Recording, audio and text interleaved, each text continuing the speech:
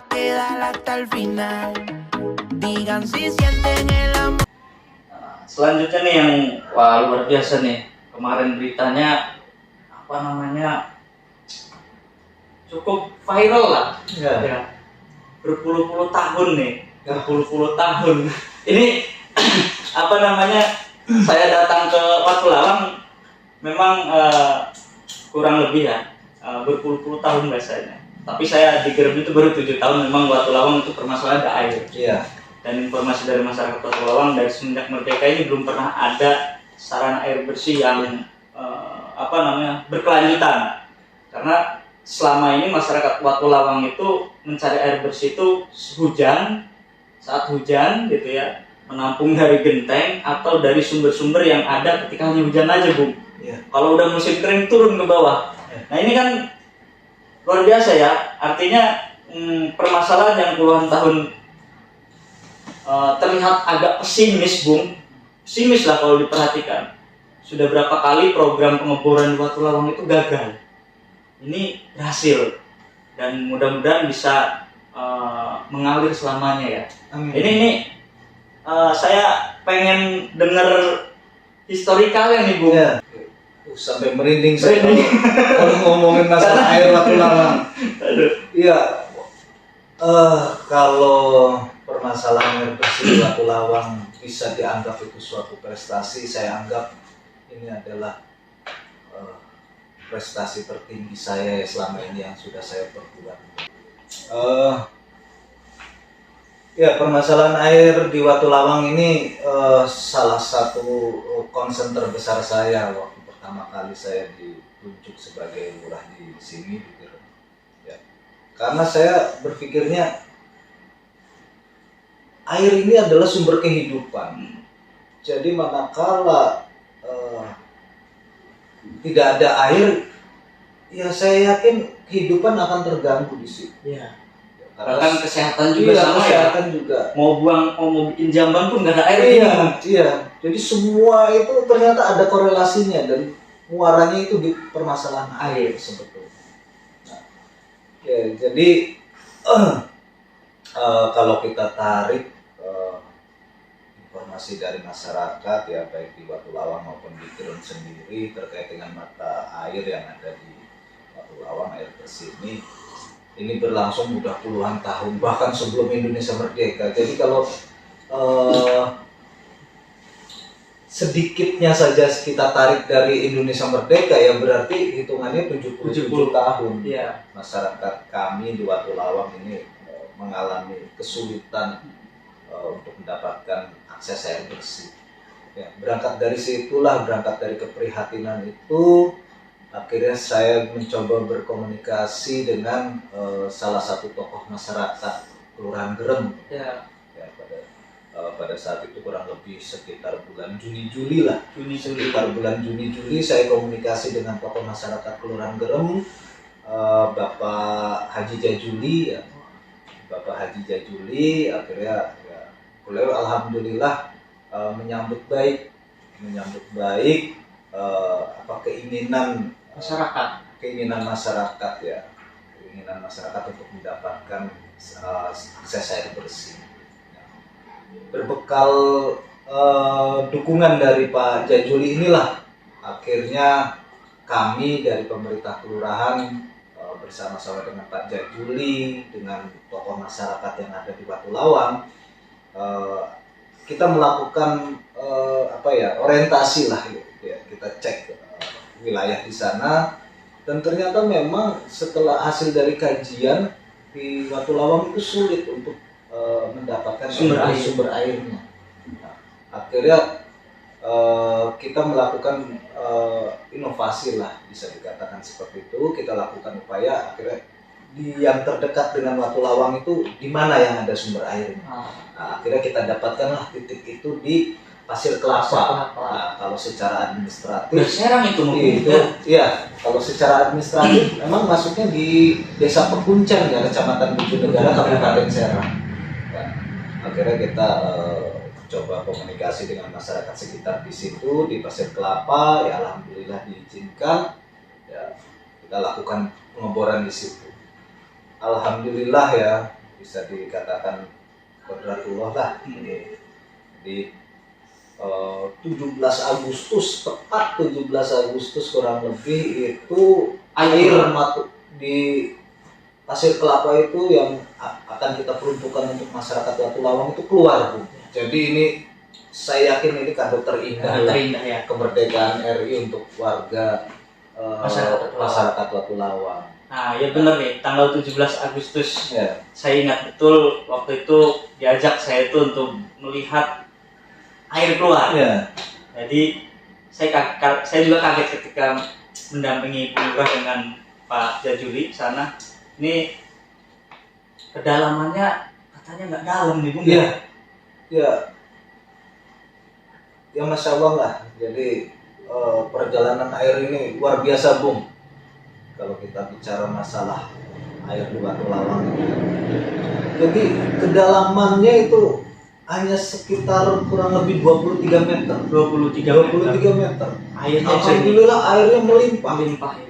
Insya Allah cukup untuk 166 kakak yang ada di Watu Lawang. Untuk Pasir Kelapanya juga bisa menikmati itu, Bung ya? Iya. Jadi dua kampung nih, walaupun Pasir Kelapa itu bukan masuk wilayah Kelurahan Gerem, tapi karena upaya dari pemerintahan Kelurahan Gerem dan juga tokoh masyarakat, ini dua kampung menikmati air bersih. Alhamdulillah. Mudah-mudahan bisa panjang nih. Ini amal jariah nih, Bu. Insya Allah. Berangkat dari situ, akhirnya kabar gembira ini kita sampaikanlah ke teman-teman industri, ya. Kita sampaikan bahwa kita sudah menemukan sumber air di Pasir Kelapa yang akan kita peruntukkan untuk masyarakat Watu Lawang. Nah, kenapa kita tidak melakukan komunikasi terlebih dahulu kepada teman-teman industri ya untuk melakukan pengeboran itu? Karena kita yakin teman-teman industri itu ingin bukti dulu, apa iya betul bisa ada air bersih di situ. Ya ini saya ngeliat gini, Bung, kalau industri berpikiran seperti ini efek, Bung. Iya. Karena upaya pengeboran itu sebenarnya sudah dilakukan lama, tapi banyak yang gagal. Makanya agak ragu mungkin ya. Iya, mungkin tidak percaya lah. Ragu lah gitu untuk kepastiannya. Iya. Makanya akhirnya saya sampaikan kabar gembira itu ke teman-teman industri, kita presentasi ya ke teman-teman industri. Ibaratnya saat itu saya jadi marketing lah. Wih, kayak Pak Wali, Pak Heli sebelum jadi wali kota ya, marketing nih. Kita ibaratnya saat itu, iya saya seperti marketing lah, saya menjajakan bahwa ini loh airnya udah ada, tinggal kebutuhan yang lain. Sarana penunjangnya, ayo bantu kita, ayo ini untuk masyarakat, ya kan? Gitu. Ya, sampai beberapa industri saya bawa ke lokasi langsung.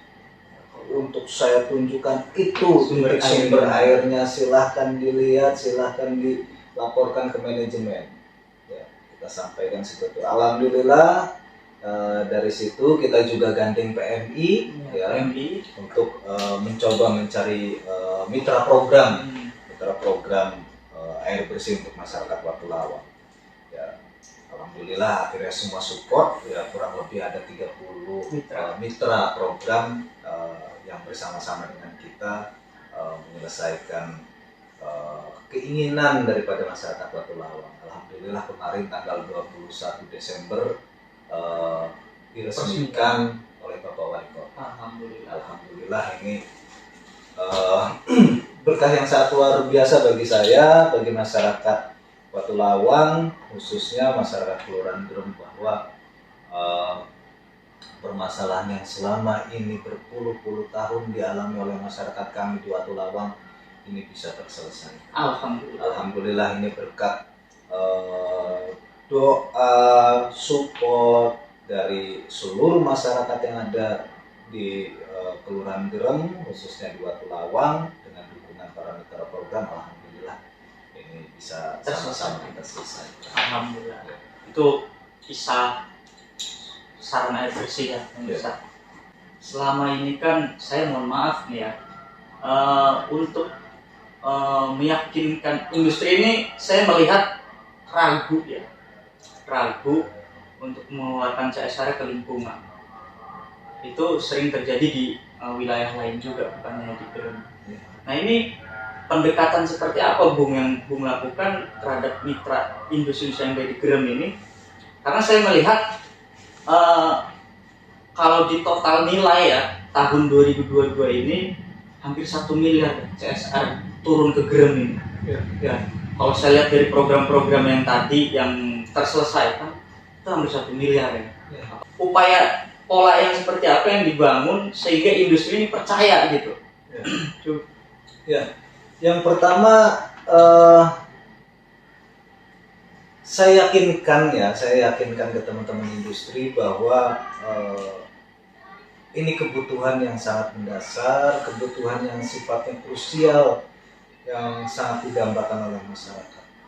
Itu yang pertama. Yang kedua, saya paham betul lah teman-teman industri juga kan dia butuh laporan lah, butuh laporan apa yang sudah mereka berikan kepada masyarakat. Nah,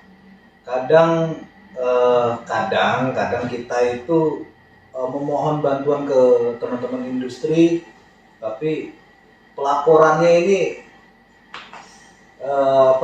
bukti segala macamnya ini kadang kita lupa. Gitu.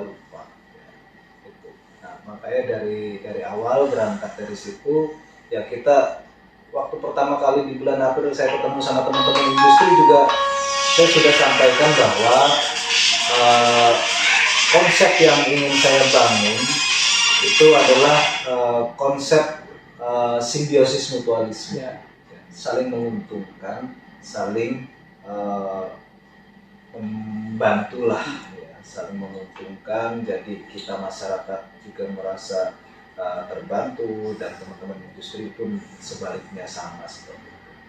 Itu kita selalu memberikan laporan, kita berikan bentuk apresiasi lah bahwa mereka ini sudah berkontribusi di program-program kita. Kita berikan piagam penghargaan dan sebagainya. Dan pada saat pelaksanaan acara pun kita undang mereka, kita hadirkan melihat langsung bahwa ini loh programnya yang sudah teman-teman industri bantu. Nah, kita sampaikan seperti itu bagaimana antara harapan masyarakat dengan industri ya selaku salah satu potensi kesejahteraan sosial yang ada di masyarakat ini saling sinkron. Makanya kami dari pemerintahan berada di tengah-tengah menjembatani untuk mempertemukan antara masyarakat dengan pelaku usaha.